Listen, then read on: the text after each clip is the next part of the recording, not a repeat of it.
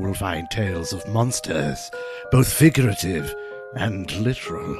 Tales to make the strongest of us blanch in fear. Such stories are dangerous, and consumption must be strictly rationed. As such, I shall share but... Uh-oh. Where am I at? Oh gosh, a lot of things happened while I was on my other screen. Hey everybody, 1 second while I figure out why my map swapped. Oh, you know why? Because this is not... Here it is. Oh no, my camera really did bug out. Dang it, Clancy. Well, while this camera gets reset, welcome everybody to Solo Rolling. It's a game where, when my camera's not frozen up, I'm usually playing Dungeons and Dragons by myself without a GM. Tonight we are continuing our adventure through Siege at Lamstrand Long. And once I get my camera back on, it will surely not freeze up again on us tonight. Come on. You can do it, GoPro. I know that was so fast. I'm hoping it was because I like swapped screens and stuff, but it does seem like this thing has been freezing even more than usual. Okay, there we go. Hello everybody. Yeah, Clancy issues aside, I feel really ready for tonight, which I was a little worried about because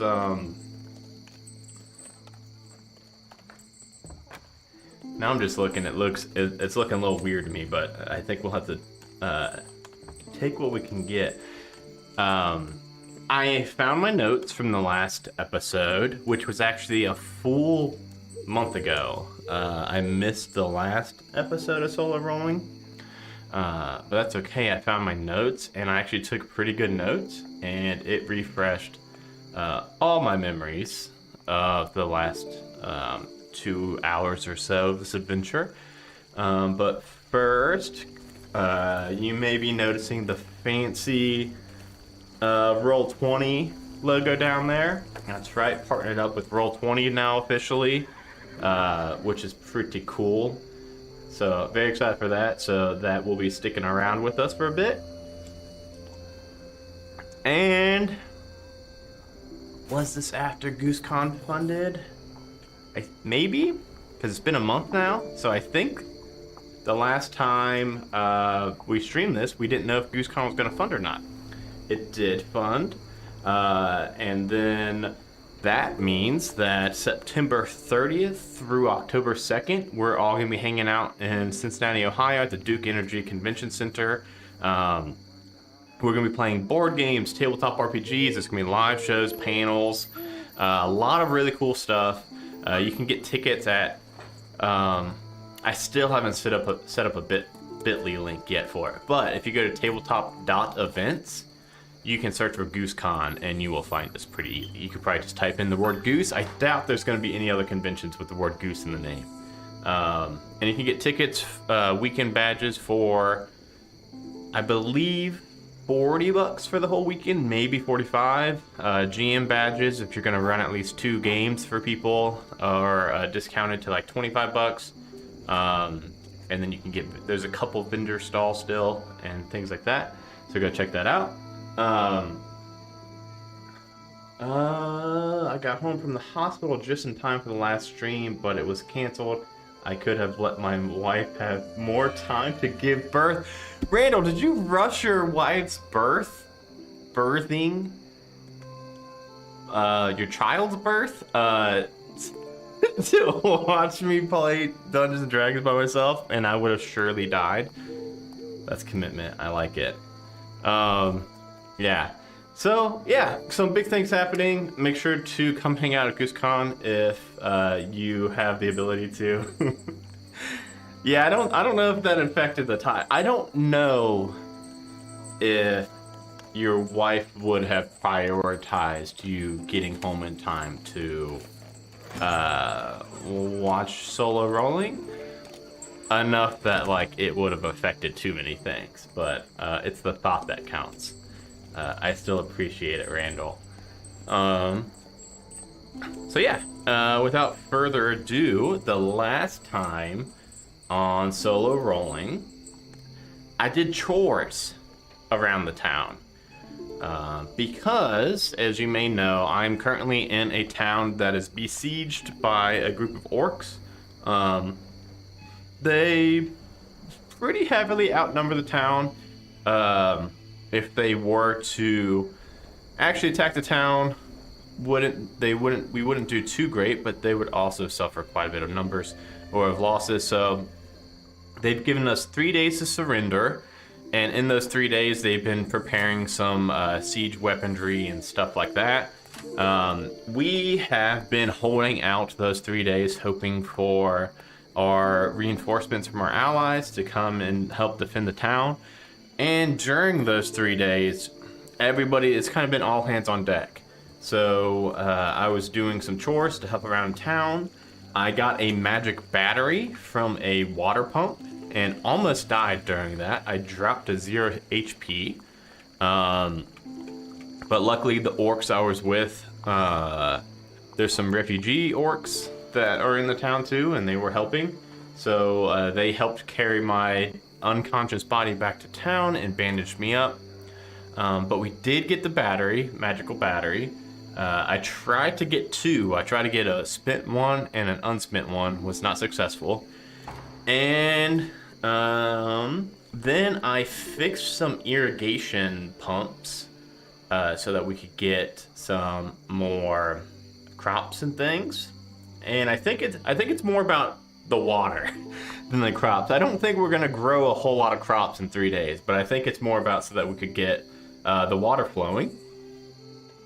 And then we found out that this jerk Vlad has been telling everybody that there are spies on the council, and Vlad himself is on the council, so I think he's just trying to stir some shit up. And I woke up in the middle of the night to a mob in town forming, and that's where we're going to be starting with me being woken up. I will also point out, I don't think I've had a long night's rest since I got to this damn town. I think every night something's happened to interrupt my sleep, and it has always been short rest, but I went ahead and... So I'm not at full health, but that's okay. I'll be good. I'll be fine. And I won't die. There's been a lot of parts on this adventure that I thought I was going to die. I did drop to 0 HP, and before that, I thought for sure I was going to die. I always pull something out my butt. So, fingers crossed that happens again. So we're going to be starting on part 2 of 068. And I read this part at the very end of the last adventure, but I'm going to go ahead and read it again. Back in the observatory, Yag is his best friends call him. Yag draws all the curtains and barricades to the door, and then he dims the only lantern. "There's going to be trouble," you hear a tremble in his voice. "At the assembly, someone told me Valad's been stirring up trouble, suggesting the town is full of spies. That the council's hiding things, and he's on the council, so he knows that's not true. I don't know why he would say these things." The old gnome looks tired, sad, very old, and when he falls asleep in his comfortable chair, you douse the lantern and retire to your room. Update with a short rest done already before the stream started. Before the town bell rings for the midnight, you hear commotion outside the observatory. You look out the window and you see a mob.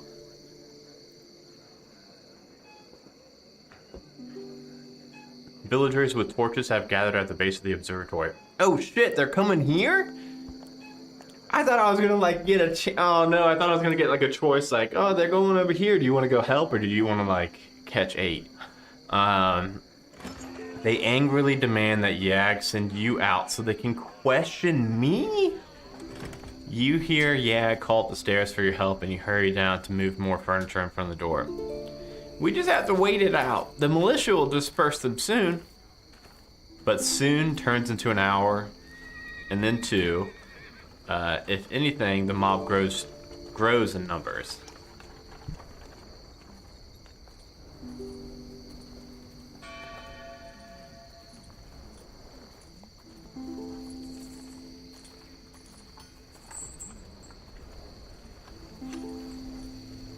Sorry about that.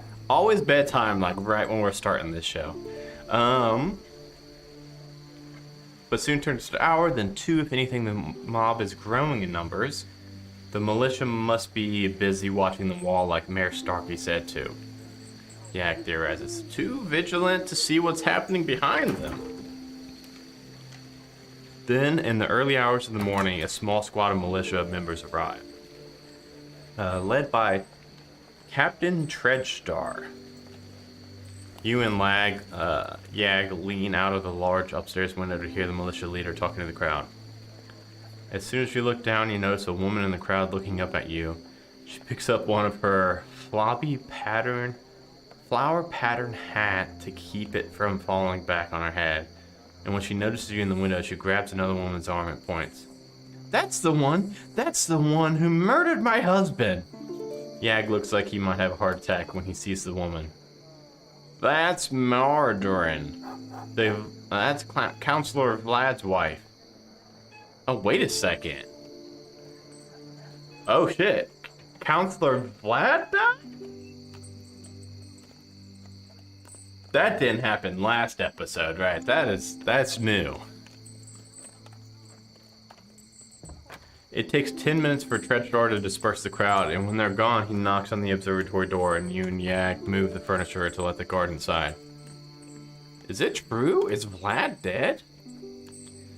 Oh man, well guys, what if Yag is the big bad this whole time? Oh, I would feel so betrayed.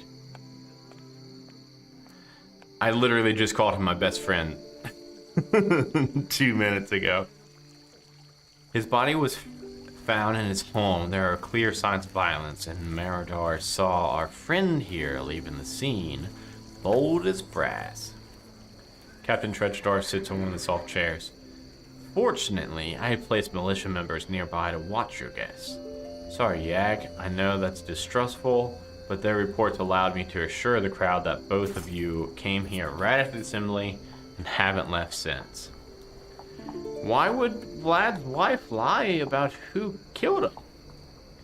I don't know if she's lying, someone's lying, but I don't know who. Magic could have changed her memory, or it could have disguised the murderer.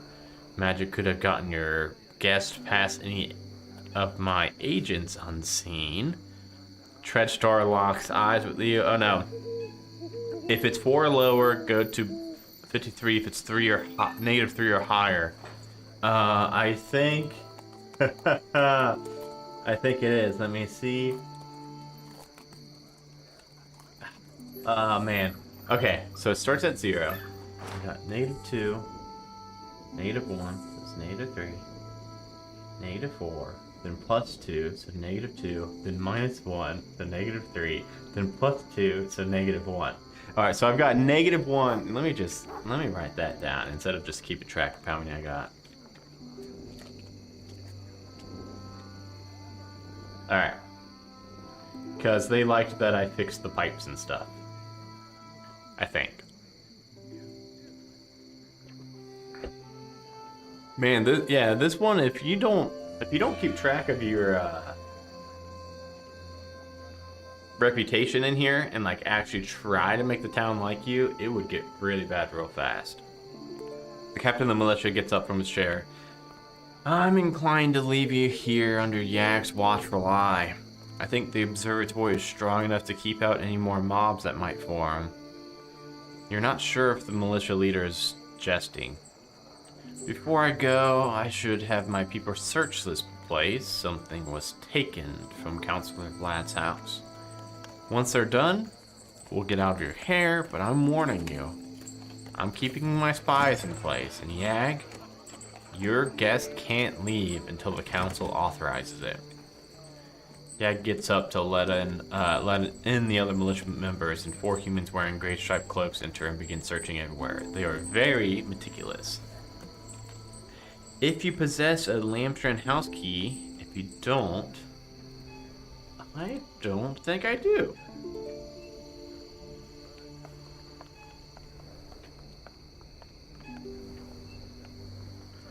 I do. How did I get that? Yeah, I do. Got it in my notes. Oh no, I think, is that gonna be bad? If you possess it, go to 14. Oh, I got that in the last book? Okay. The militia soldier searches your possession, holds up a key. It's a strange key with the Lamstrand family crest on it. You got it on Anchor Island. Oh yeah. You protest, trying to explain, but the militia members won't listen. Oh no, is that it? Oh no! Counselor Vlad had the only manor key, and it was missing from his home. You must have murdered him. Tredge and the others draw their weapons. I arrest you for the crime of willful murder, Tredge says, pointing a wicked-looking hook sword. Put your weapons on the table. You briefly consider resisting, but that would mean you would have no further chance to explain the key. Yeah, I don't think I would ever consider resisting, considering how my rolls have been going on this game. The guards search you and remove any weapons, and they also remove any spellcasting focuses, component pouches, scrolls, spell books.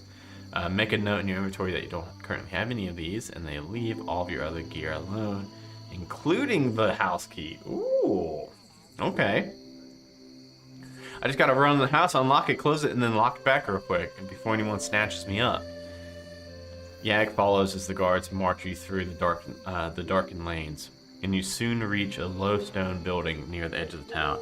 You presume this is the guard barracks. You are led around the back to a row of exterior doors where several guards are directing crates and casks out onto the grass. You step into the newly emptied room, and it's small. The back wall is still lined with smelly hay bales, and an equally smelly blanket sits in the corner. Tredge closes the door behind you, and though you don't hear the click of a lock, the space is about the size... Though you don't hear the click of the lock, okay. The space is about the size of your bedroom back on Slipstone Street. Even the straw looks much like what you use for bedding at home. You hope Yag will convince the council to free you before the siege begins in earnest. Yeah, so a couple things.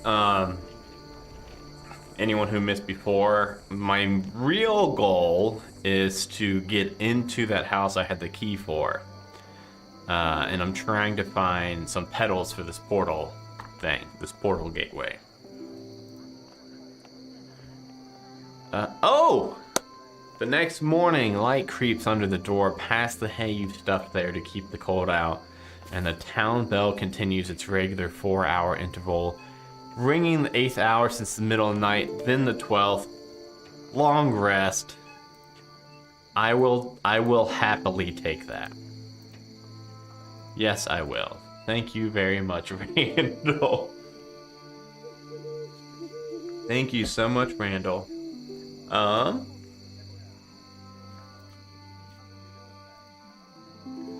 Okay. The militia member who delivers your daily ration box lingers to speak with the 4 guards outside your cell. You overhear the warning. The town's afire with tension, and there's talk that you're a spy sent by the orcs. Were the town not due to be relieved in any day or so, mobs would surely descend on these cells and take you away for questioning. Later in the day, after the town bell rings the 16th hour, you hear the tromp of many approaching feet. And it's Tredge again, this time with more militia to reinforce your cell. What do they think I'm going to do? I need you to move to another location, the man says. Somewhere more secure. I've come from the day's parlay and, well, there's no help coming. Oh, fuck. The mayor crossed the river to talk, and the orcs came up. Like they've done the last few days, only they had a prisoner along this time. They pulled off his hood and showed us Tarbin's son. That's the man we sent to bring help from Hill's Edge and Harbuckler. The orcs could never have caught up to him. They must have been waiting downriver. They must have planned this whole bloody thing weeks in advance, and if they caught Tarvar's son, no one's coming to break the siege. Well, fuck. Well, fuck.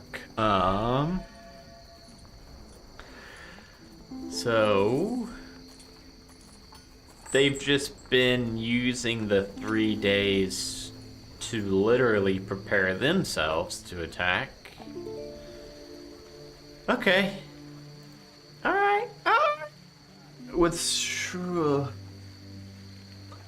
oh, look at that. Look at that. Someone's to get us famous, you guys.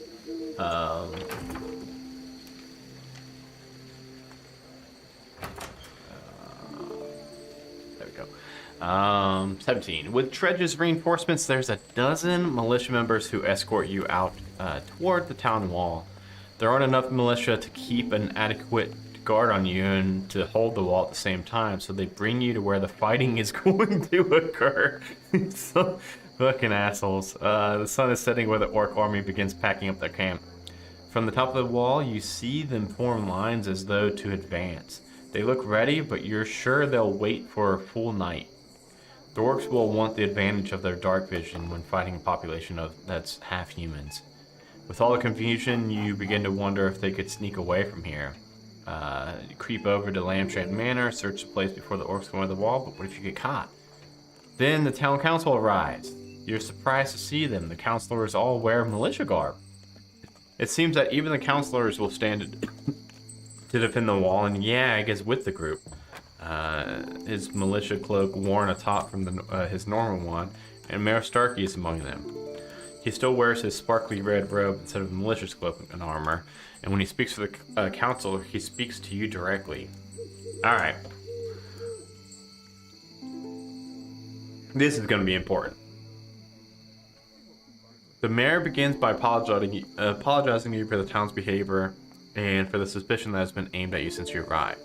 The other councilors give similar apologies, each in turn, including Bex.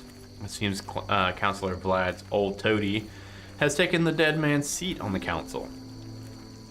Then, Mayor Starkey makes an offer. Yag told us you're a real adventurer, and you went into Lamstrand Manor. God knows why, but it could serve our purposes too. You see, the Lamstrands built defenses for the town. They're hundreds of years old, and only 2 of them still work.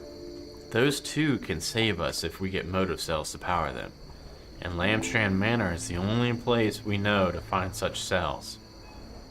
The mayor looks resigned as he continues, as though he doesn't have confidence in the plan.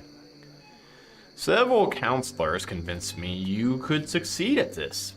If you bring back, say, 4 motive cells, we could power the irrigation system to a degree that we could reverse the river intakes, and we could beat back the orcs with water jets.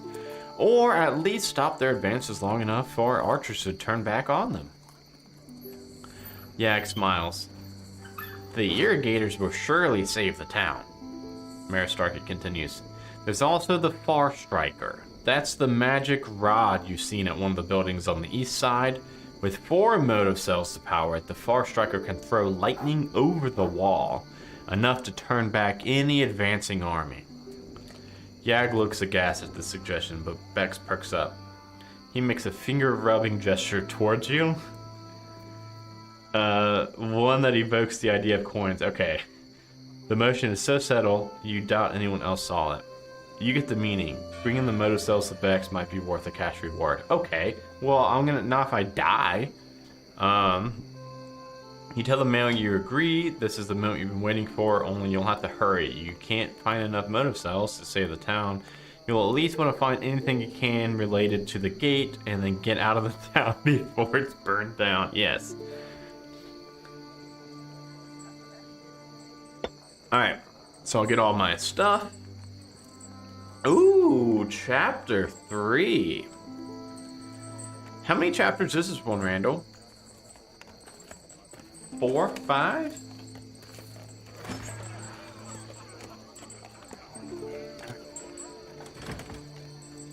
You hear distant conflict back at the town's wall. All the books are 4 chapters. That's why I guessed 4. I guess I'd never pieced together that the first 2 were also 4, but that's cool. You hear distant conflict back at the town's walls. The cheers of soldiers and the creak and crack of the ancient catapults slowly hurling stones at the approaching tower. The town is otherwise quiet as you and Mayor Starkey wind your way through the narrow lanes toward Lamstrand Manor. The mayor stops when you get to the manor. Before you go in, let me warn you. The upper floor is destroyed. Everything on the ground floor will be covered with ash. No one's really explored it since the fire. When you nod your understanding, he continues. This is as far as I go. I have work back at the wall, and I trust we'll both find the way to our duties tonight, for everyone's sake. I hope you know the right things to do with these motive cells. The man turns and jogs back to the wall, leaving you at the front of the Lamstrand Manor, and this is it. This is the childhood home of the portal maker whose crafts I've risked so much to investigate.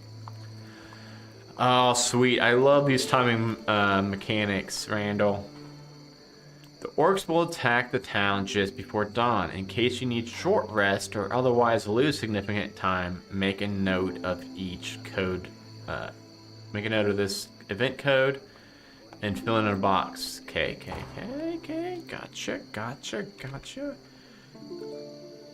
Let me get that added.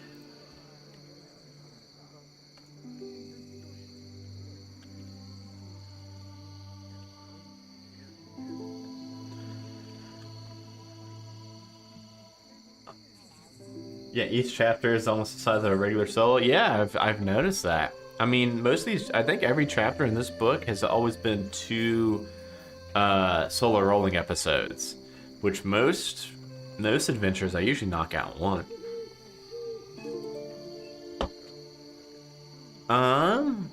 Resting. It is dangerous inside the manor. You cannot take rest except where the adventure tells you it's safe to do so.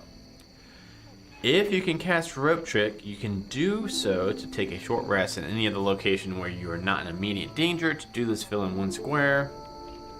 Lighting, moonlight filters into the ceiling. Dim light throughout the manor. The cold wind grows strong as you contemplate the manor, and crouched here at the south end of the land bridge, surrounded by a low wall, an iron gate leans precariously on its rusty hinge. Let's get it. You contemplate several ways to enter the manor. A ruined iron gate spans the gap in the front of the courtyard's wall. Yag also suggested the servants' entrance, a side yard accessible to the north of the building, with a couple of doors that might afford entry.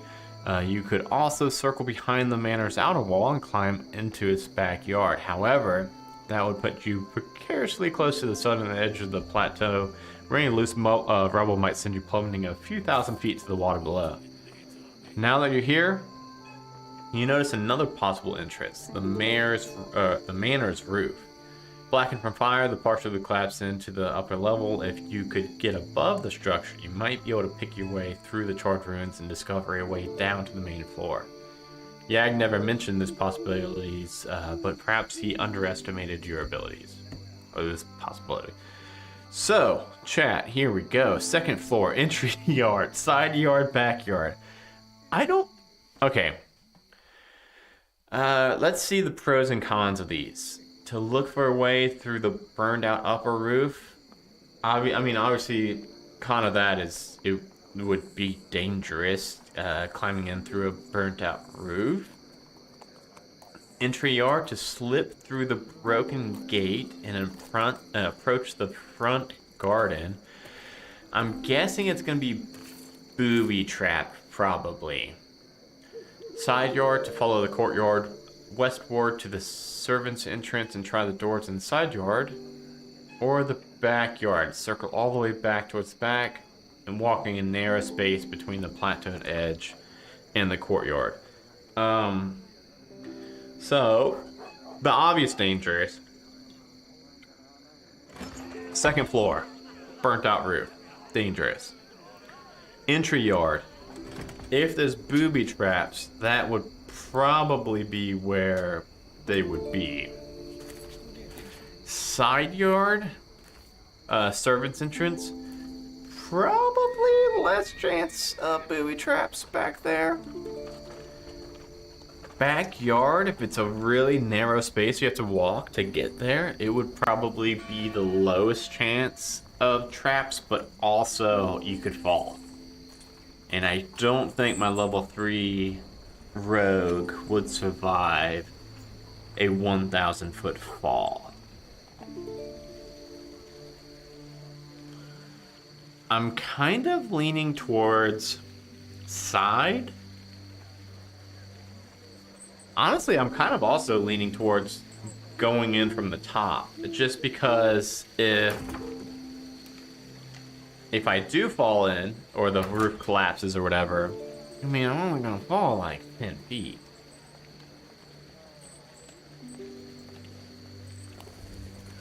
Second floor, look for a way to reach the...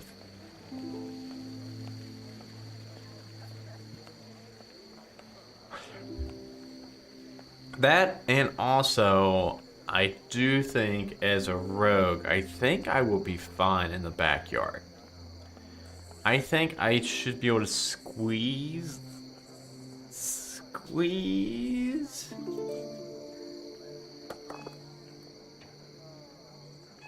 I should be able to squeeze. Oh, maybe not.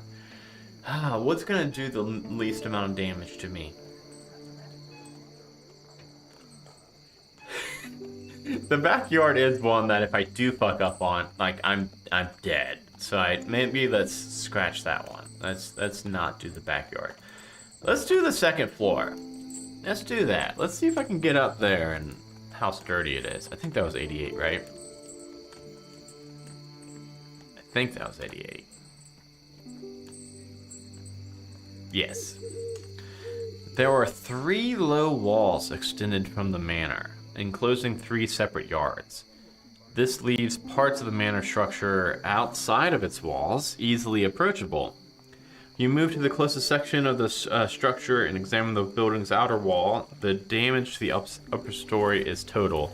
The blackened, crumbling stone would give way the moment you climbed up that high. You feel nervous standing this close to it. There's no way to reach the second story without flying.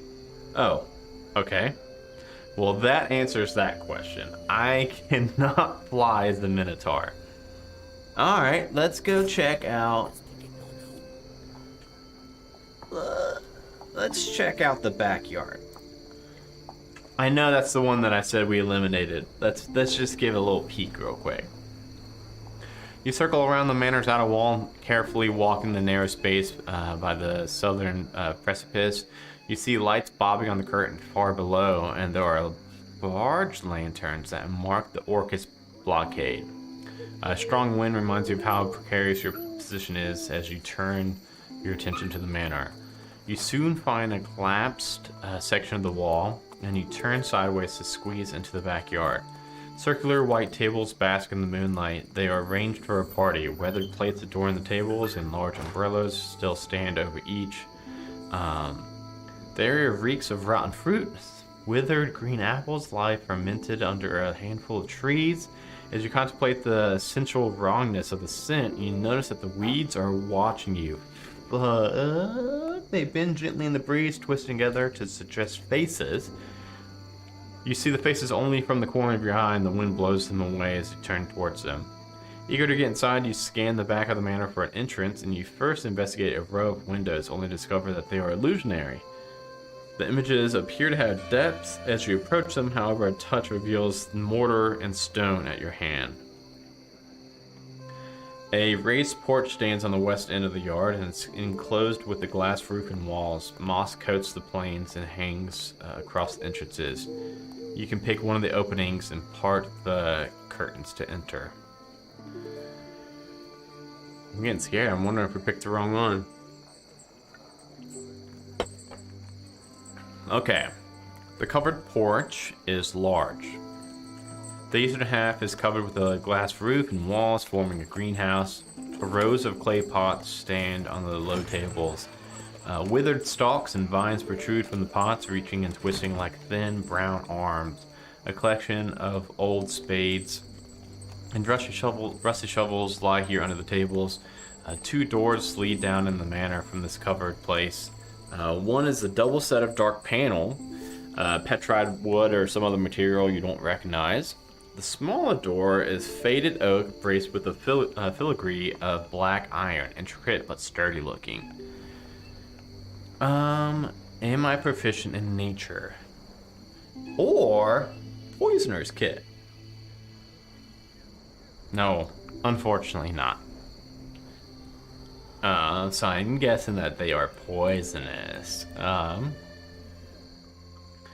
Double doors or single door? Let's see. One is a double set of doors. Material, I don't know. I'm gonna try the single door. Single door has a gray color of weathered oak. Through iron filigree reinforces the door's face. Its delicate hinges are exposed. Pick a lock. I will pick a lock. That is something I can do. Dexterity check.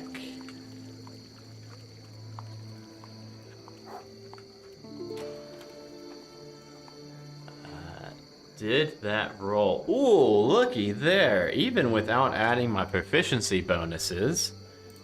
So that's gonna be more than an 18, but an 18 will do it. I think it's the first time I successfully picked a lock, and I'm a rogue. When you defeated the lock, the handle turns freely. You push open the door and it sweeps aside an inch of gritty ash and dust that coat the floor. You cross the threshold, entering the room with the window on the far wall. Alright, so I got inside. That's not bad. You step through the door and find yourself in a thick forest. You are immediately lost. Wait, what? Hold on. There are no exits from the space, no paths to walk, no landmarks, and no stars to navigate by. Did I go in the wrong place? Wisp of blue light flit between the trees. You sense malevolent amusement in the air. The night is cold and will only get colder. You need to find your way out of here before you freeze. No, that's the right spot. Okay. If you have the Cold of Night event. I don't think I do.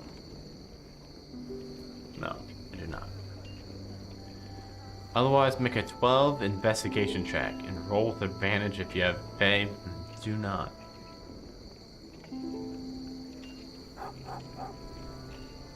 Oh, a 7. That's cool. I don't have to actually swap to. Oh yeah. By the way, the map on the roll that I'm showing on the stream is obviously not the right map, but okay. I did not succeed. Oh, I take a D4. Shit.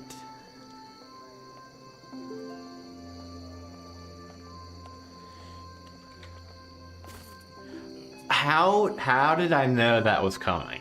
How did I know it was gonna be the 4? Knew it. Repeat the check in round 1.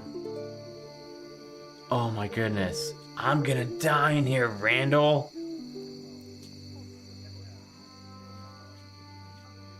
That roll.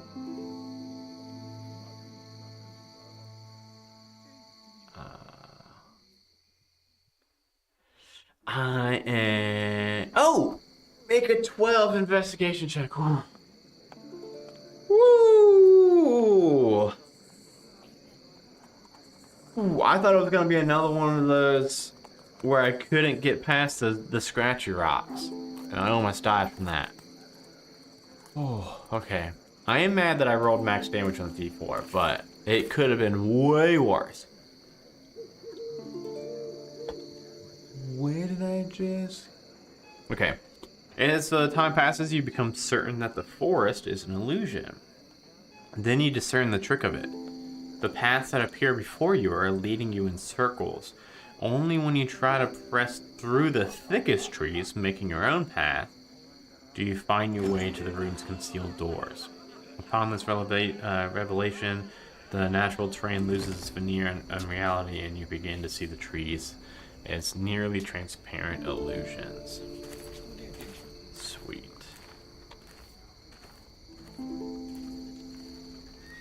I do have betterment now. With the illusion discerned, you can now search the room you're in. You move about the area, getting a better understanding of the space and its exits, and as you do, the illusion fades further. Among the details, you find a primary sweet key and a potion of healing. That's what I like to see, more than anything. Potions of healing. Just litter the room with them. You are in an L-shaped room about 70 or 60 feet in dimension. There's an illusionary forest here, but you can see through its trees. There are exits to the south and the east. You ignore the southeast doorway leading outside because this mission in the manor isn't done. 2 large cabinets line the west wall. There's an altar between them. The north holds a large picture frame. Alright, well, we're gonna have to check some stuff out in here real quick. Check out this altar. Small idol on it. You brush away the dust. It is clearly a female orc. Make a religion check. And advantage if you're an orc or half orc. Did that roll? Nope, I got a 3. Don't know shit about that. So we'll leave that alone. Let's go search some cabinets. I mean, we gotta search everything for magic oils. The cabinets contain a variety of religious implements, including old vestments, icons, and the like. The box of candles has melted into a single brick of wax. Must have gotten hot in this room in the second story of the manor burned 10 years ago. Of particular interest is the carefully stored idol of God and various trappings of God worship. It looks like these objects can be used to alter the focus of the altar, following the different elected mayors to worship their own deities in this chapel during their times in office. Okay. The last mayor was not a God worshiper, but at least one of the prior mayors was. No, I'm not gonna steal the holy stuff. I do want to see this picture frame, because that drew my attention pretty fast. The large frame is secured, attached securely to the wall. Though it looked like the picture frame, it seems to be something else. You can faintly detect the shadow of an image within. An image of the courtyard in front of the manor. This frame enclosed an illusion of the outside. It's sort of fake window, but it is obviously broken. A cracked cylinder sits in the frame with a faint illusion seeming to draw a wisp of blue light. Alright. Well, I guess it's just kind of eeny, meeny, miny, mo at this point. East or south door. Guess we'll go east door. For no discernible reason at all. You enter an oddly shaped room, one with 11 walls of various lengths and 7 doors. 3 of which are double doors. A circle of chairs stands in the room's larger section, their upholstery now infused with gritty filth. The hundreds of picture frames on these walls identify this as a portrait room. 2 large window frames on the south wall hold flickering illusions depicting the manor's exterior. At this time of night, the windows provide very little illumination. An inspection of the doors reveals that 2 of them go outside, or a northwest-facing door, and the southeast-facing double doors. So this is where the double doors would have brought me. Okay. You ignore this for now. The other 5 doors lead elsewhere in the manor. All right. I'm gonna sit down real quick. I had a lot of meetings today, so I did a lot of standing. Now, my dogs are barking. Oh, this is so much more comfortable. Why don't I do this every time?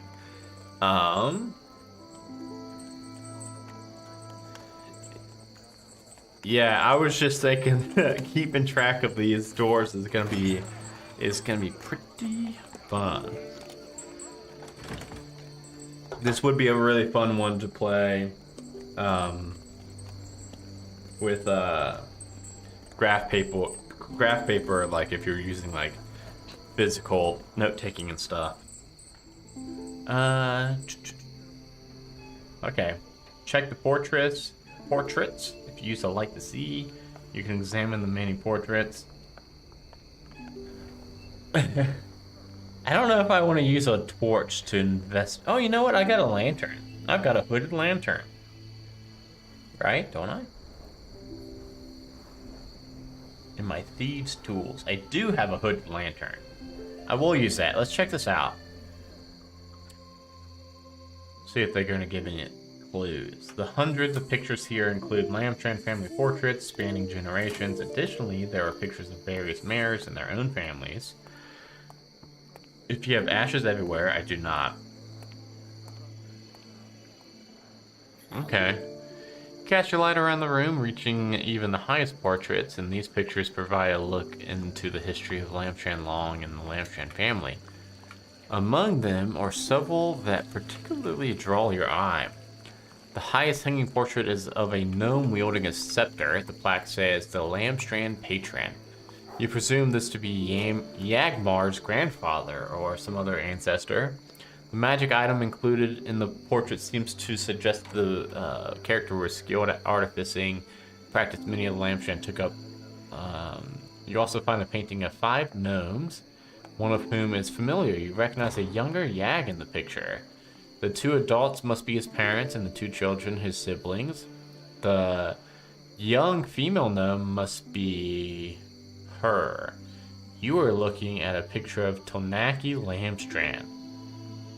You've never seen a depiction of the Argent Gate inventor before, and this smiling, cheerful child with messy red hair shows no hint that she will one day become a master artificer and forge a new type of magic gate. But you suspect she was well into her studies at the time this portrait was painted. Among the other portraits of the Manor families, you are surprised to find that Lamstrand Long once had an orc for a mayor. You suspect that Lamstrand Long's residents cared less about the differences in this time, probably struggling to keep their new town fed and thriving. One of the mayor's portraits includes Councillor Vlad and his wife, both 30 years younger when Vlad served his first term as a mayor. Just right of this picture is an empty hook, the last line on the wall. Logically, it should hold the portrait of the most recent mayor here, Mayor Starkey. However, the portrait is missing. Dun dun dun! And why is it missing?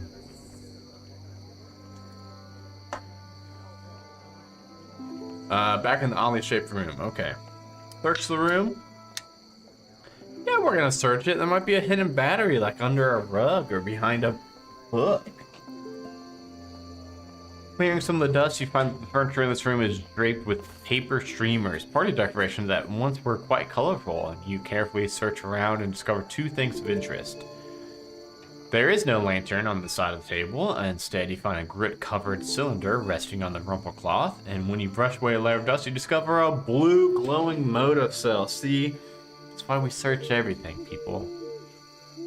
A wrap of thin iron wire encases the glass cylinder, and you take the item with you. This is one of the devices needed to power the defenses.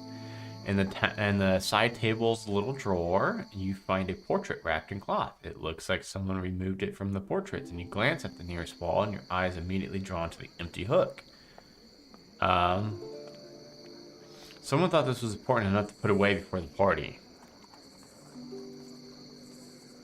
Yeah.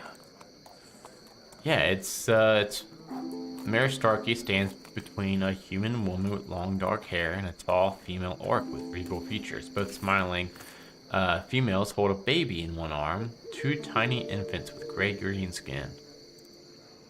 Oh, did he have... Ooh, was he in a throuple and they both had babies at the same time? Oh, or he was just with the orc and the human woman is someone else. And both babies came from the orc. I don't know. I don't have any of those.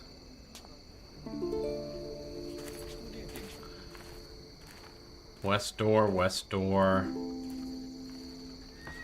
I came from the east. So let's go west door north. I think that would be right. Oh, where did that take me? Okay, it's this one. You find a room containing innovative plumbing. You wonder what trickery or spellcraft kept this door Privy from stinking up the place back when the manor was in use. As you open the swinging door, you feel the resistance abruptly lessen as someone else pulls it from inside. A humanoid automatron stands behind the doorway, waving you in. The machine's movements are slow, but it seems to want to help. You use the facilities. Help you with your garment? It squeaks as its hands reach out towards you. Fortunately, whatever magic power this automatron faded over the years, and the creature is too slow to reach you. You leave and shut... Okay. So I found the bathroom. That's good. That's good to know. And then this is the one I came from. I do believe. No, I'm just gonna go round northwest door now. I'm gonna kind of make a little circle. The room is about 50 feet across at its longest point, 40 feet wide. The odd octagonal shape has two close-set doors. One going northeast up a short flight of stairs and another leading back to the southeast. If you have Burned Library, go to 112. If you lack that, but you have Grant Hall, go to this. If you have neither, go to 188. As you enter the room, you notice the movement from the right and on the short flight of stairs. Now I've got Burned Library.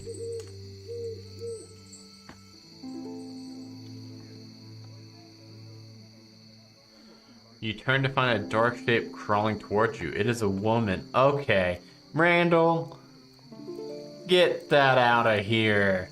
It is a woman, her wet body glistening in the dark as the creature shambles towards you. The liquid dripping from her body mingles with the ash on the floor.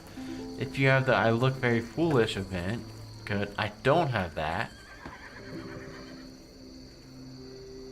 The apparition points a bony finger at you.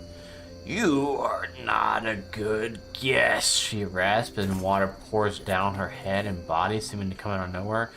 Party fouler, she rasps louder, and you sense a wrongness in the sound. Your mind grows numb, and you feel liquid welling up in your chest, threatening to burst out your nose and your mouth. If you don't need to breathe, no. Otherwise, take 2d6 plus 3.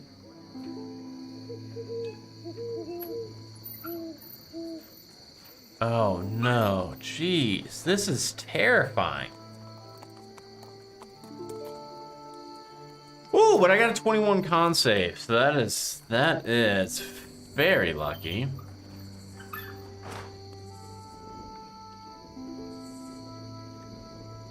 Holy moly. Of course I would roll 1 max damage die, so I will take 6 points of damage. Damn. This house is gonna kill me. Alright. But then she goes away. I like that. I like the her going away part. This room was once a library. It's about 50 feet across at its lowest point and 40 feet wide. The octagonal shape has two doorways, one going northeast and the other leading to the southeast. The northeast doorway has a short set of steps in front of it. The fire that burned the upper floor also wreaked havoc here. Several large holes are burned into the high vaulted ceiling, and waist-high piles of ash are standing under them. The bookshelf on the western wall is burned, and all the books having proved very susceptible to flame. There is also a large life-size painting of a family of gnomes that is black around the edges, and the rest of the paint is too warped by heat to recognize them. Yes, let's check the room. Got a 5. I think I'm still a little shook from the creepy lady. If you have not done so, you can see if if anything is. No, I did not. Check closet. Let's check that closet real quick. You find an oddly shaped room with innovative plumbing. This is a strangely indoor privy closet. You're not sure of the magic that makes the pipes work, but somehow you never want. It's something you'd never want in your house. This idea is very weird. You find a small key on the rim of the porcelain wash basin. It has armory on the handle. Cool. This place has a lot of bathrooms, and I'm all for it. On the latest Halfway to Heroes, they found their first bathroom of the entire show. Leave. Alright.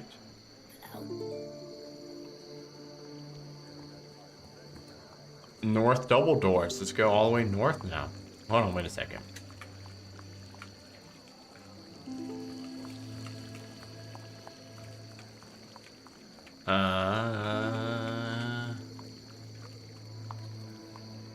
Yes, northwest door.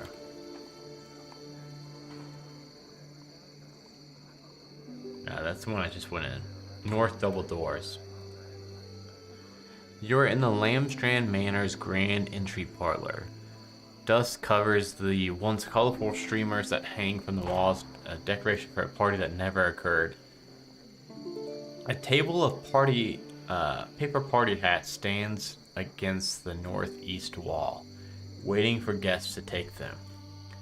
A dusty painted sign leans against the table. The south wall is scarred with recent impacts, and the remnant of a clockwork automaton lies scattered across the floor. There are 5 exits from the space. The manor's large front door is to the southwest, that you don't wish to leave before completing your quest. The northwest doorway is small, and you think it might lead to a coat closet. A set of orange double doors leads south, and a set of green double doors leads east. Finally, a ruined, rubble-filled staircase to the northeast corner leads upwards. Though it looks treacherous, you can see a patch of open sky. Yeah, let's check out this automatron, see what killed it, because it seems weird that it would have died in a fire. You search the wreckage of the clockwork automatron. There's obvious evidence of a recent fight here. There's no dust on the rocks that have been chipped away from the floor, and the automatron's innards look freshly destroyed. Ooh, I'm not alone in here, I don't think. You also see a crust of blackness on the construct's severed fist. It might be oil, but you're uncertain. Make a medicine. Oh, a medicine check. An 11? What's an 11 get me? Oh, I got it.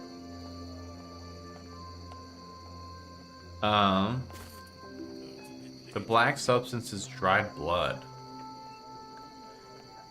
Alchemist tools? I don't. Arcana check. 15, wow, with a -1? I will take it. With careful examination, you recognize some properties of the blood. The liquid seems to have some sort of inert tension to it, moving slightly in reaction to your touch. The blood is of a shape changer.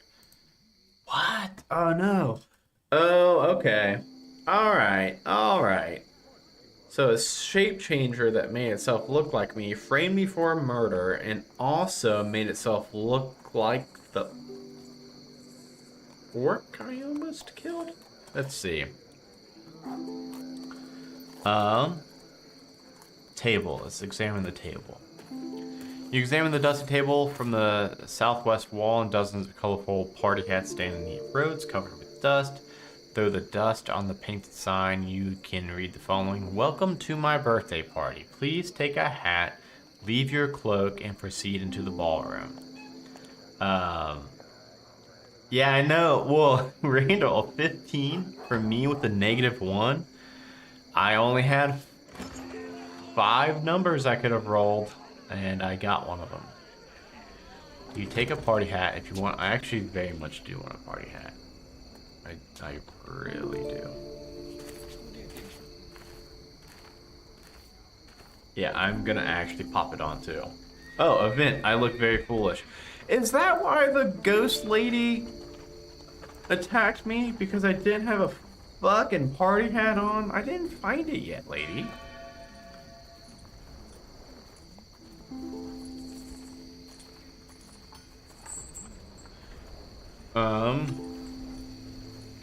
I've been just kind of going down. We need to check everything.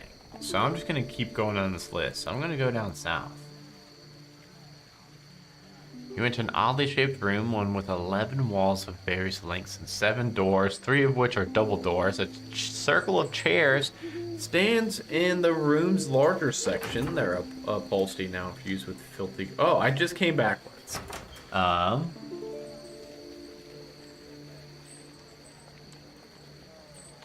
So we don't want to go south. Northwest. You discover the Manor's sitting room, a smallish area off the main entry where guests may be entertained for brief visits. Gray grit covers 6 large chairs standing in a circle. Several shelves support rows of gray lumps, probably knickknacks and various decorations now. Coated with ash, a side table by the door supports what looks to be a wooden chest. A swing door in the southwest is slightly ajar, and you see a walk-in cloak closet behind it. There's a lot of cloak closets here. Another door leads southeast back to the main entryway. Well, we are pretty much tossing this place. Let's check these shelves. You lift a few items from the shelf, shaking the dust from them. Most are decorative porcelain figurines. One of the objects is a wooden plate about the size of a bread loaf. It has 2 small iron struts protruding from it.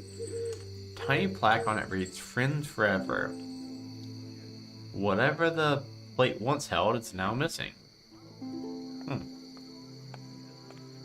Okay. The chest opens to reveal a velvet-lined interior. This is a writing kit. 3 ink pens and 6 sheets of paper. Yes, I do have a light source. You can read this letter as soon as you find a light source. Party note. Okay, let's go to that.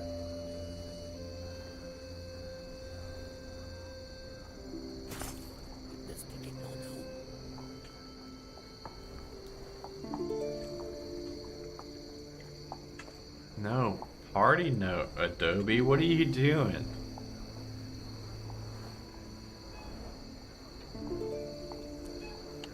What? Adobe's let me down. 313.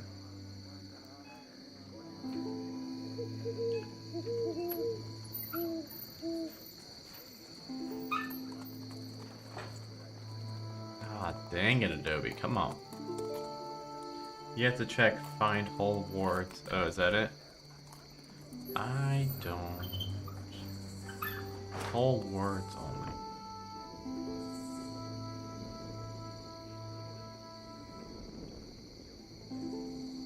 Here we go. It still didn't find this one up here though. Ah, it's like a header or something. But luckily it's right there. The writing on the note is simple. Husband! Exclamation point. You're not home from work yet, and you said you would help with the decoration, and it's past time. Our guest is too busy praying to help, so I've enlisted the worker machines. Let me say they're not as helpful as you would have been. I know you said not to go near the materials in the basement, but the glow with the tubes is so beautiful, it's like witch light. I told the workers to put one in each room for the party. Oh shit. I think their light will provide the right ambience. Oh drat, I just heard a crash in the entryway. I think a worker might have dropped one. I'll go check. Alright, well, I think I'm seeing where the fire started. Probably those things. Let's go check in the walk-in cloak closet. Push open the door to find a tiny cloakroom. As in the rest of the manor, everything is coated in gray ash. Part of the ceiling sags precariously above the entrance, and the tiles darkened with heat damage. Oddly, there is a strong odor here that reminds you of a pine forest, something that completely covers the lingering smoke smell. The room is mostly empty. A small key rack hangs by the door, and several grit-covered coats hang on the pegs. Key rack. Let's see what they got in the key rack. We need some keys. Has a dozen hooks. When you wipe away the coating of grit, you see that each hook is labeled, naming the various outer doors, plus some of the interior doors. All the keys are missing, I assume so.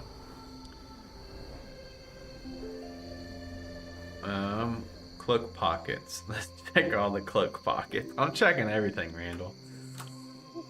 You know that usually I've got like time constraints and stuff, so I don't check a whole lot. But this, I'm checking everything.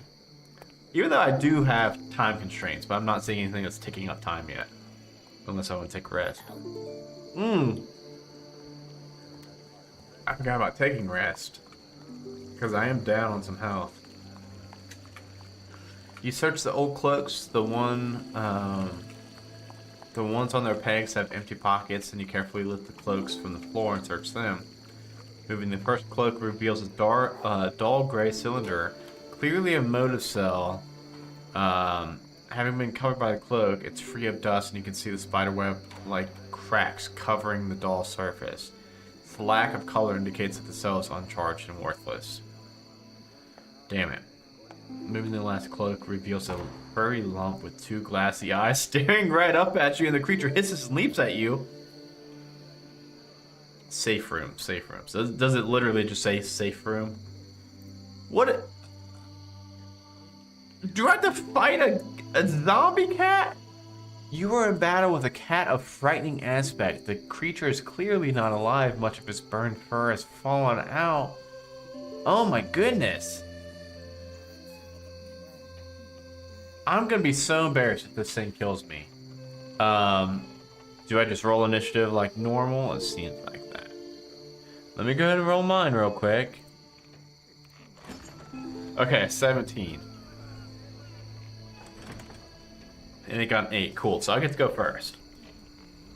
Well, it is a swashbuckler. Damn, this is a fast cat, 60-foot speed. Alright, well, I'm going to, double dagger. Man, I know the rapier does more damage than the dagger, but it seems like having 2 attacks with daggers gives me double the chance to get lucky and be able to use sneak attack. And that's what I really need. I need sneak attack to land. So I'm going to use daggers. So with my right hand, I'm going to drive down dagger. 17 hits this cat, and I think this cat's going to die. Again, I guess. Oh no, that was only 8 points of damage? Ooh, that was a low sneak attack. Oh no. A 1 on a D4.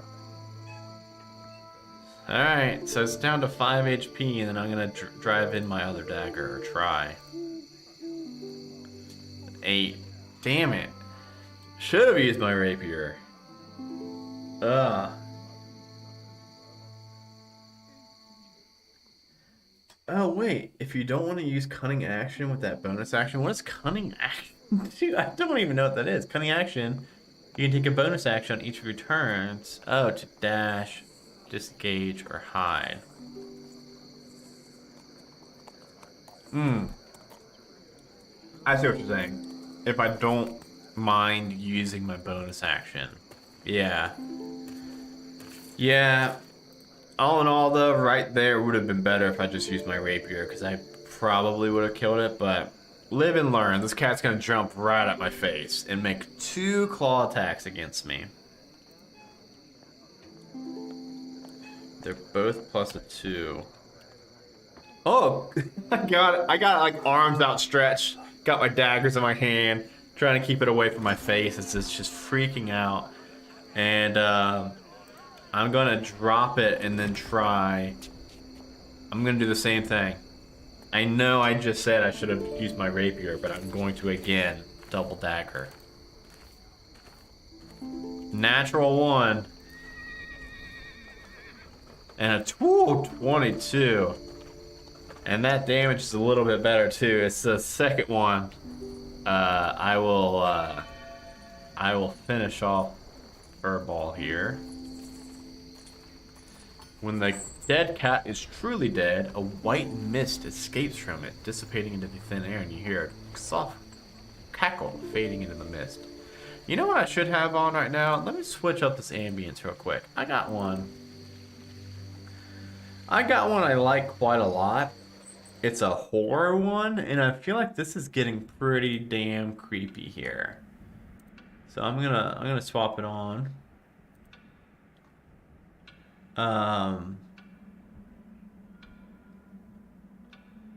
Okay.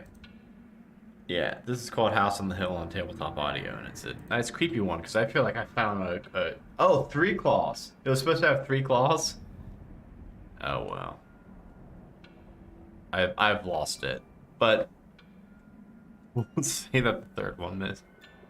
When you examine the cat's remains, you find the creature's glassy eyes are truly made out of glass. Its skin is expertly sewn together, and you are looking at a taxidermized animal. I've never heard the word like that, taxidermized. Probably a family pet once. If you took necrotic damage in the battle, luckily I did not.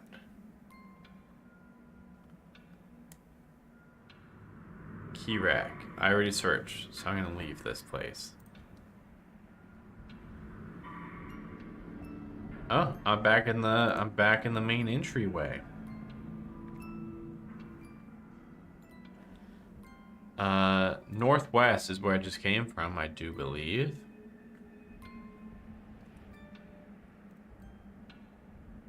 East. You enter a large room about 80 feet by 80 feet square. Moonlight comes in from the tall windows in the southern wall and through the cracks in the ceiling, illuminating rain-worn tracks through the ash on the floor.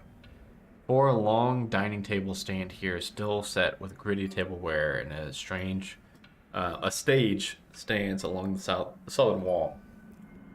Several sets of double doors lead out of this room, as do a couple of single doors.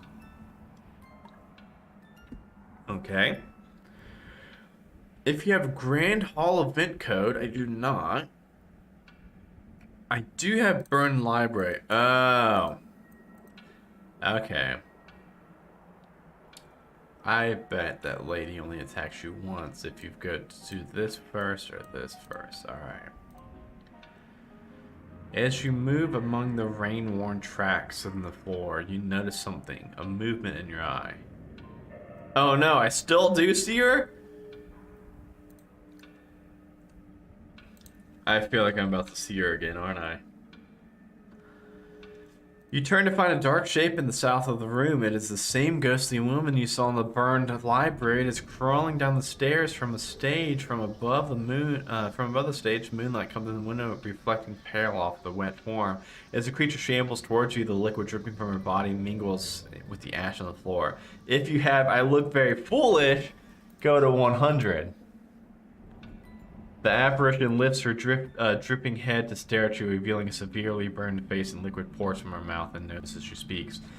Thank you for coming to my party. Try my birthday cake.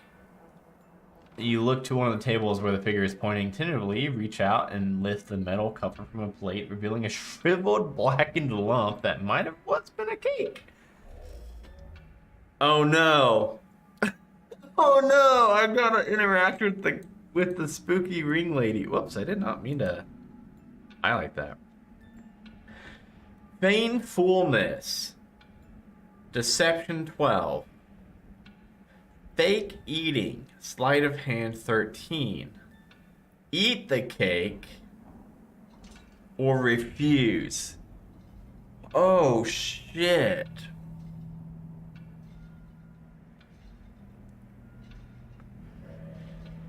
Technically speaking, mathematically, me feigning fullness and fake eating will be the same because my deception's +3, but my sleight of hand is +4, but I need one more for my sleight of hand. So if I pick one of those, it will be more of which one I find more thematically funny. Which I think would be fake eating, because, yeah, I think that would be funnier to fake eat it. I don't want to get hit with another one of her weird psychic blasts that did a shit ton of damage to me. But I also don't want to eat this very, very, very, very, very, very bad cake, 10-year-old cake. I'm going to try to fake eat it. Oh no! Oh, okay.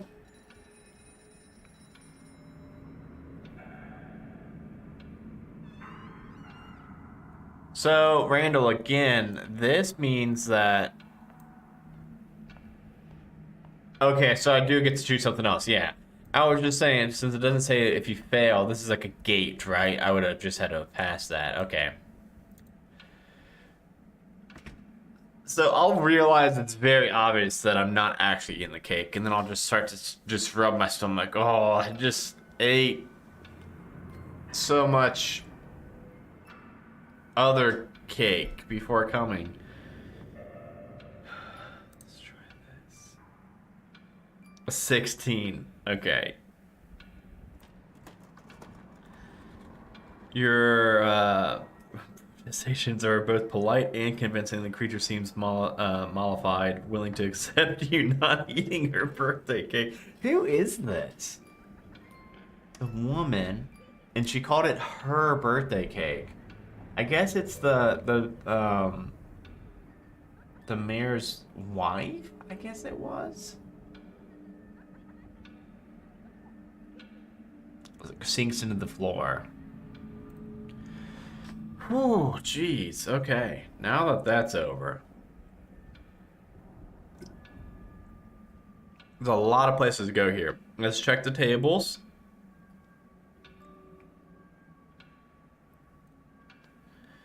Neat rows of forks and knives. If you lift the lid, examine it's all blackened and shriveled. You can collect as many pieces of silver tableware as you want. Nah. Like I said, I don't want to rob this place. West double doors, north double doors, north single door, northeast curtain. Like I said, we've been kind of going down the line. Let's continue that trend so that I don't lose track of what we've seen. I already did this one. How do I get back there? West? No.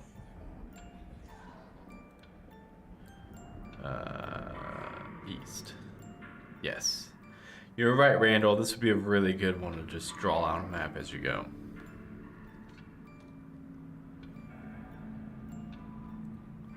Okay.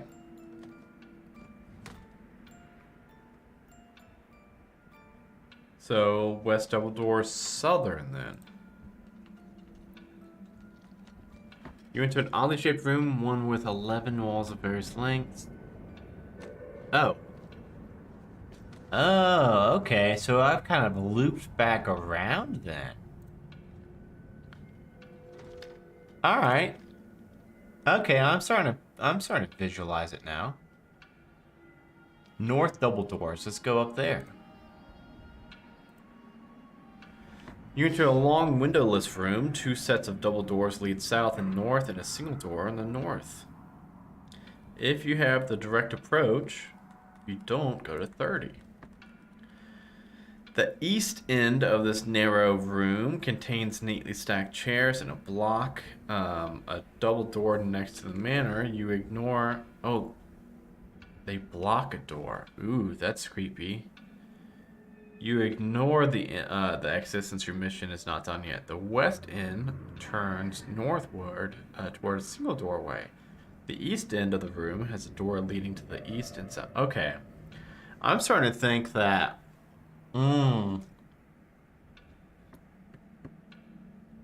getting rather suspicious of the mayor. So he was late to the party. Wasn't there. And it seems like somebody stacked chairs, like they maybe were trying to prevent people from leaving. Perception 9. You can search within the stacks of furniture. Let's do that. I can do that.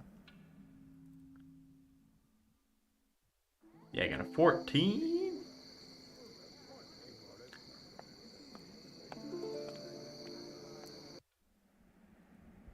Okay.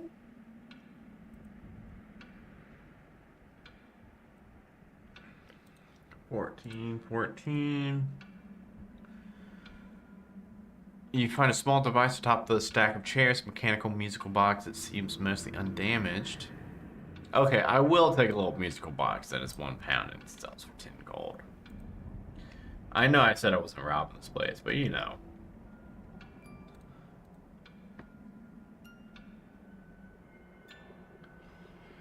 North, east, south. Let's try north. You find a 40-foot by 40-foot room. The room has two doorways. Eastern, it's outside. Southern goes deeper in the manor. Okay, so this is a giant frame containing one of the images. Oh. Okay, let's investigate this automatron. One of its handfuls holds a cylinder. The item looks like it's made of glass, crashed and crushed. The wood figurine is trying desperately to fight its way out of the automatron's grip. The soldier's tiny head turned towards you. What? And bares its tiny wooden fangs in anger. I don't want to free that. No, Dragon Bait, that would scare me every time I look at it. If there was something creepy behind me, nope. No thank you. I can make it red though. That would be a little more creepier. Actually, I can't right now. I don't know where my phone is. Maybe I will if I ever do my next spooky stream. I'll put something behind me. I don't want to free this thing. No, I will not be buying a mannequin, and I will not be putting a mannequin over my shoulder in my dark office that I spend like 12 hours a day in. No, thank you. That would spook me so many times throughout the day and night. By the way, this is like how like lighting level, this is how I work, like on my work during the day too. You want me to free it? It's gonna bite me. That's what I get for letting chat. For letting chat influence my decisions. We're gonna try to free this tiny soldier, and it's gonna bite the fuck out of my finger. You work carefully to avoid being bitten by the toy while you try to open the automatron's fist. Unfortunately, the figure is more fragile than it looks, and it must have dried and become brittle from having been too near the fire that burned. The toy soldier gives an audible gasp, and a light blue mist escapes from it, and then it moves no more. Oh! Thank you, Dragon Bait. Look at that. Within the automatron's giant fist, you also find a motive cell. Wow. And I almost just let that go. I didn't want to get bit by that thing. So what's a 2?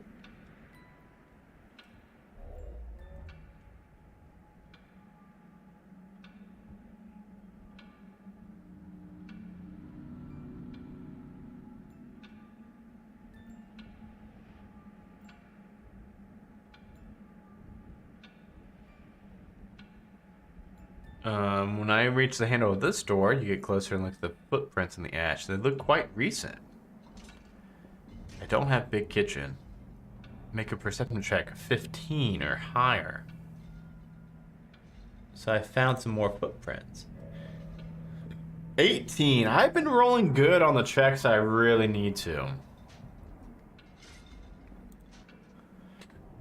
As you begin to push open the door, something feels wrong about the amount of resistance you're feeling. You very carefully look around the door, finding pots and pans placed in a precarious stack. If you had been a little less careful, it would have fallen, creating a terrible clatter. Alright, I've got the code Big Kitchen now.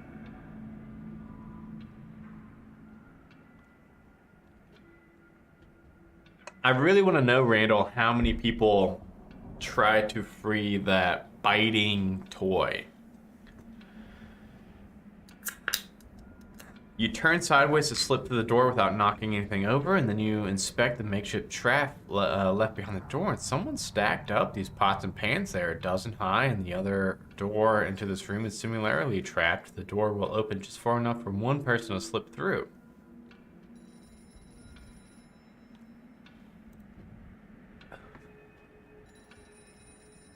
This room is a large, well-furnished kitchen with 2 doors exiting to the south. Grimy dust covers the wood crates along the north wall, which overflow with desecrated vegetables and moldy baguettes. Under a dirty cloth, you find a multicolored, regular shell of dried frosting. This was once a large enough birthday cake to feed 20, and you're tempted to cut into the thing and see how the cake beneath the frosting survived. Racks with above the central table once held dozens of pots and pans, but these were moved to make noise traps.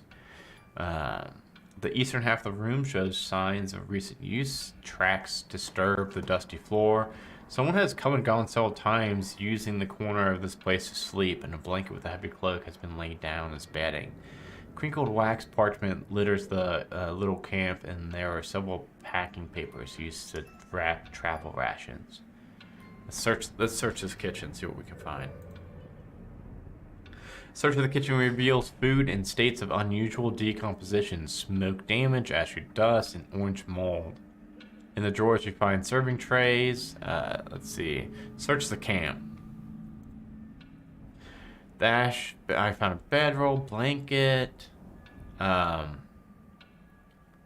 a sack of cave beans that you're sure came from Yag's pantry. Huh.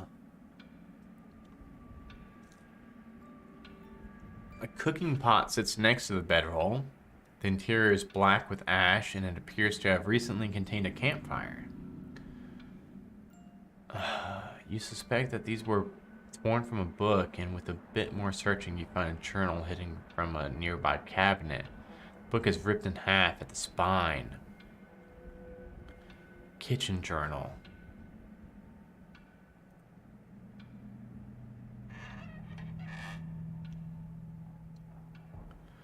The journal we found hidden in the Manor's kitchen is missing a few pages. Several of the remaining pages begin with this topic line.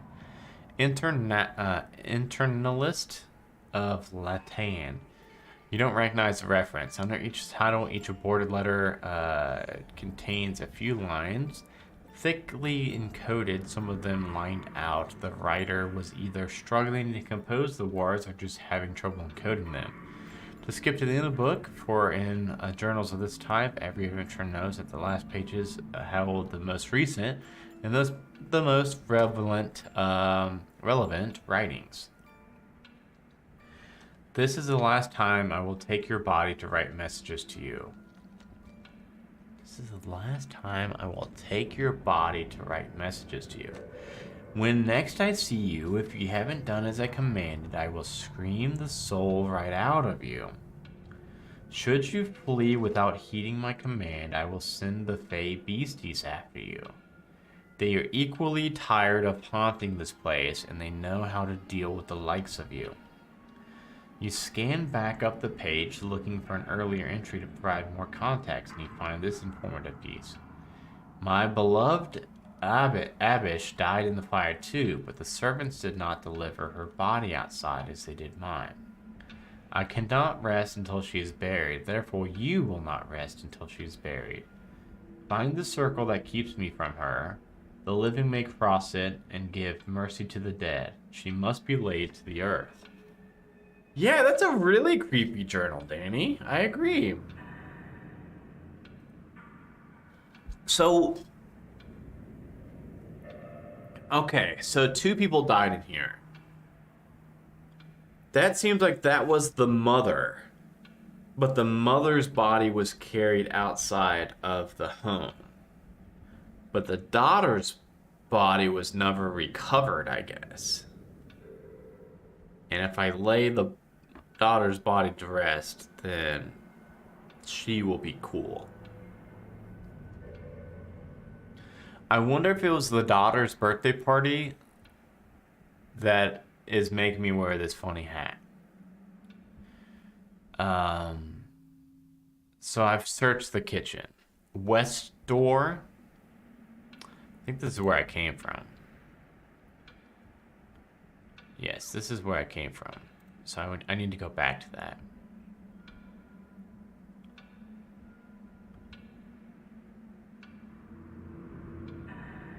It was the east, I do believe. Yeah, alright, I'm back. So I can go south hallway or south door. Let's do the south hallway, because we're going down. You're into a large room about 80 feet by 80 feet. Moonlight comes in. Oh, I already came from here. Okay. Oh, shoot. Where was that at? I need to get back to that kitchen.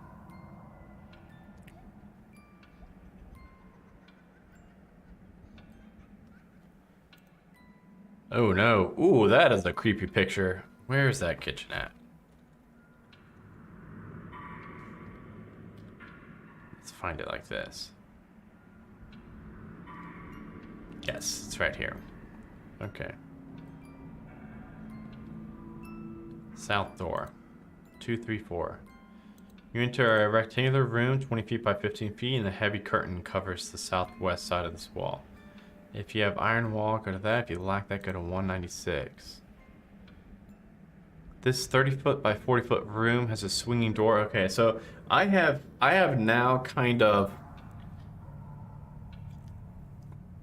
I feel like I've circled all around this floor now. I made a big circle, which ended up working pretty nicely in my favor. And it seems like now, after finding this, it's going to be going down. Swinging door leading north. A curtain covers the room's southwest corner. The shelves contain a wealth of old dishes. They're thin, glazed clay, cracked from heat and now shattered about in sharp shards. Only the drinking glasses have survived the fire, and they sit on the shelves in neat rows, each one holding gritty ash instead of wine. In the corner of the room, 2 dusty little automatrons, barely humanoid in shape, lay with their hands clutched around one another's throats as if they died locked in combat. A portion of the wall in this room is missing its plaster, revealing an iron wall behind it. From the shape of this room, you suspect that it was a large closet behind that iron. Let's check these guys out. You carefully pull apart the servant's arms, separating the 2 metal creatures. You can't tell how or why they're in this position. Neither of them shows any sign of animation. In addition to having futility try to strangle one another, the 2 machines appear to have battered each other quite a bit. And one is much more damaged than the other, its chest mostly stoved in. The other machine looks more intact and has a familiar chassis. It reminds you of the animatrons you've seen in other locations that Lamstrand designed or maintained. If you have automatron's weak point, I do not. Or proficient with tinkerer's tools, I am not. Okay, so that's what I got from that. Okay. North door. Iron wall. I want to examine the iron wall. The iron panel has a faint vertical grain on its surface. It's plaster wall beside it. You find a tiny square plaque with 6 numbered dials set into it. Perhaps an access code that will reveal the contents of the secure chest. Event. Memorize panel code. I don't think I've got that. No, I don't. I don't have knock. Item satchel per card? What is that?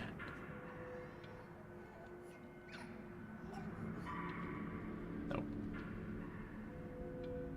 Look elsewhere. Do something else. 196. I'm gonna go to the curtain. Yeah, that's what I thought. It's this place.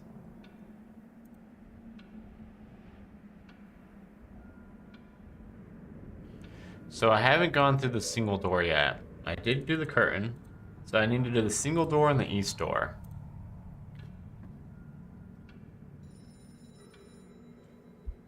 I find more. Oh, okay, so this leads to the kitchen. Okay, so I can hide. I need to go back out.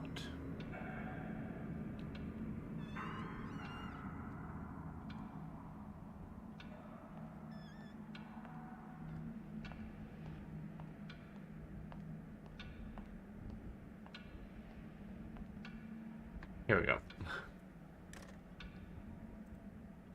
Alright, that leaves just the east single door, I do believe.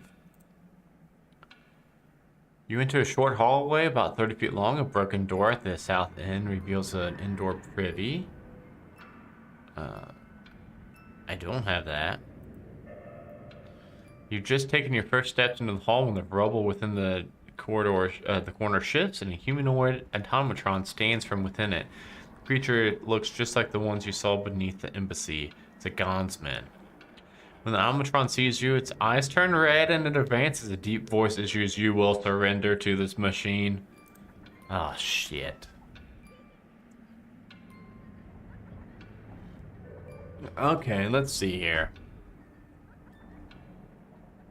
All right, let's tear this thing up. Or try.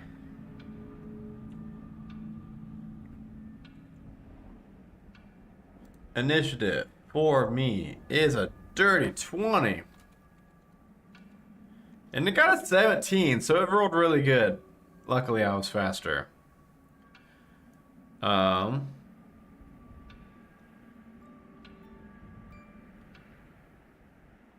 no. Resistant to non-magical weapons. That is going to be a pretty big... Actually, you know what? That's not going to be that big of a downfall, because really, most of my damage comes from sneak attack. So yes, I will run at this thing and engage it on just dagger it. Dagger it real good. And hope that my D20 daggers roll better than, ooh, a 22 for the first one. 11 points of, okay, so this is unfortunate. I did actually roll pretty high damage for my dagger that time. Max damage, one would say. That is gonna be half to 3. Now, sneak attack, unfortunately, I rolled pretty shit at. But, so that would be 3 plus 5. 8 points of damage is not that bad for the thing being a resistant on me. And I, you know, me with a metal dagger. Or, oh, and then look at that. And then 3 again. So 3 plus 8. 11 points of damage. Oh, come on. So close to just taking this big boy out in one turn. Unfortunately, I do think it's probably about to really fuck with me now, isn't it? It is going to grab. It is going to grab me with a +6. Yeah, that will get me. Oh, opposed to your athletics or acrobatics? I will do athletics. Oh, well, shit. Do ties go to the runner? I think they go to the... I think I might have actually just won that tie.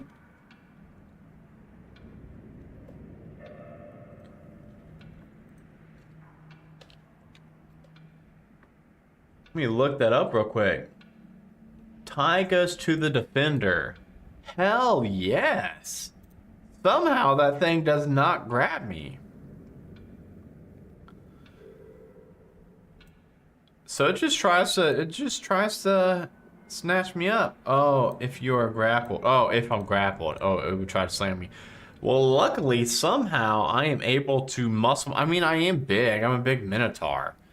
And this thing has 1 point of health left. So as I break free and slam its arms apart, so I rolled a 22, 21, 23, 21 on my dagger hits this turn.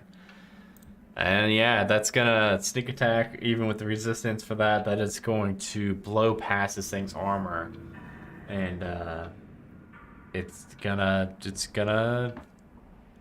shut down.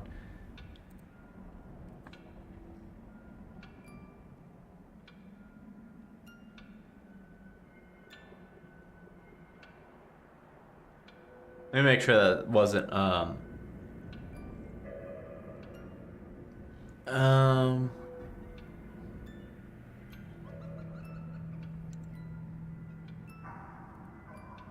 who wins a grapple check if tied? You got me second guessing it now, Randall. You can try to seize the target by making a grapple check.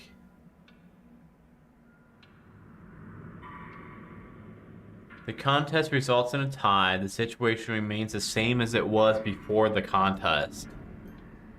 Thus, the one contestant might win the contest by default. That's what's in the playbook, which is really weird wording. That's the first time I've ever seen it like that. This means the grappler loses the tie. Okay. Well, he was almost not toast, Randall, and somehow... Luckily, I have a +6 to my... And he's got a +6 to the grab, too, so I must have rolled a 14 both times. Well, that's good. I can't take any more damage right now. I am not doing, like, super hot right now, so... Fantastic. That was not bad. Okay.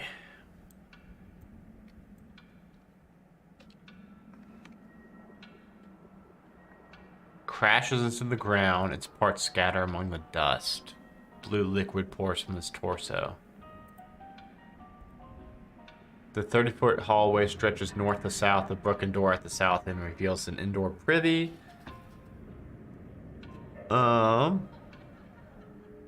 The swinging door to the west leads to a large ballroom.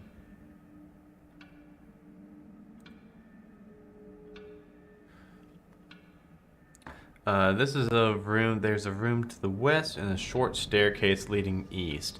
The northern side of this room holds up a small shrine to God. The rest of the room holds furniture. I don't have smith's tools. I have to take the flight of stairs to the east. This is like, I'm pretty sure I've covered this entire room now, or this entire floor, and I think this is my only way to go. You are in a lobby about 30 feet square. There are 5 doors here. The northern door is a simple one, however, the door to the west and east are heavy looking and ornately carved. As are the two to the south, an open hall descends a short flight of stairs to the west. There was once a table in the room, but it is now broken.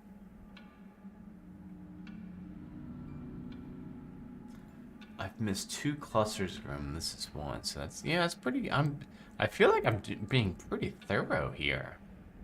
Now the thing is, it is about 9:30, so I do have to start wrapping up, and I am starting to get worried about how to take notes so that in 2 weeks' time I remember all the rooms I've seen. I think I could remember the big clusters and what they looked like, but I'm gonna need to think on how to actually accurately note them down. In fact, I think before I explore any rooms in this cluster, I'm gonna stay at this cluster, and then mention that I just came from the staircase.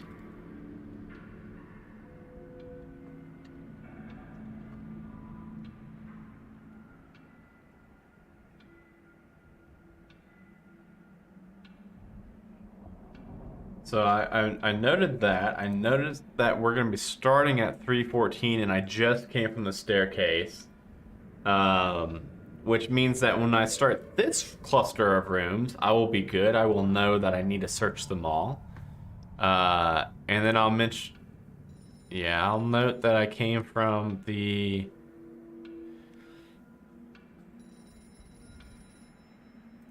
I will put that I have checked kitchen, grand hall, library,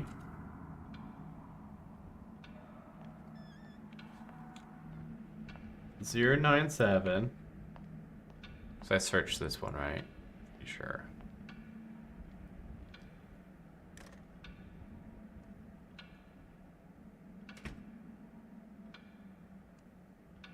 Haven't seen that one. 76, that one looks... Yeah, that one's from... Yeah, that one... Maybe not. I'll put a question mark by 76.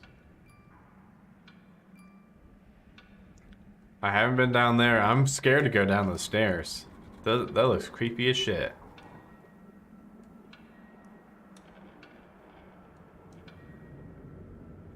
$33.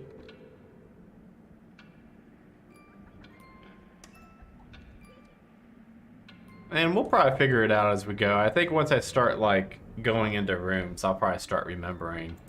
But yeah, so one thing I did forget to mention at the start of the stream is that our 3rd annual 24-hour Extra Life charity event is coming up April 29th to the 30th.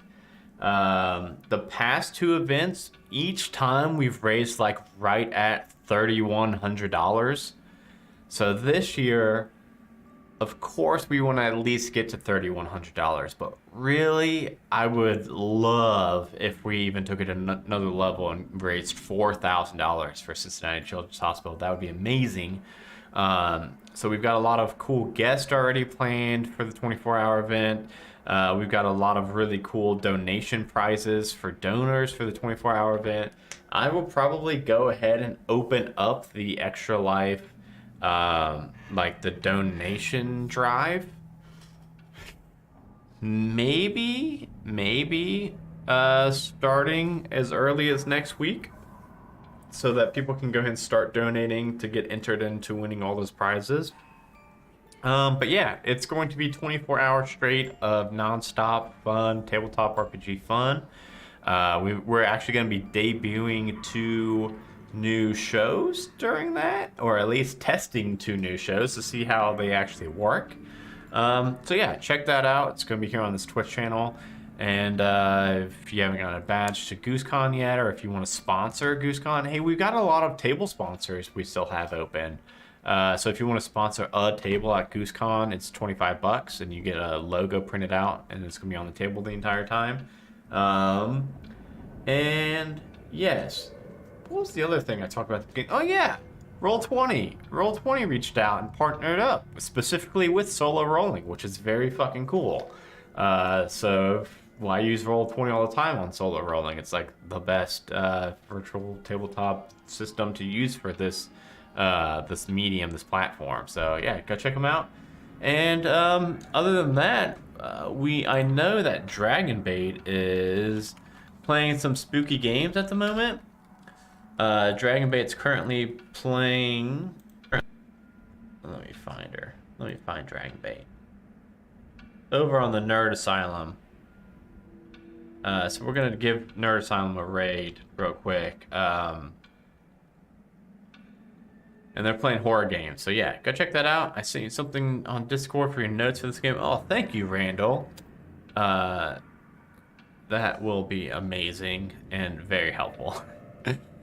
So yeah, Dragonbait and Joe are going to be playing some spooky games right now over on the Nerd Asylum Twitch. So if you're going to be sticking around and looking for something to watch, hang out with them, have a lot of fun.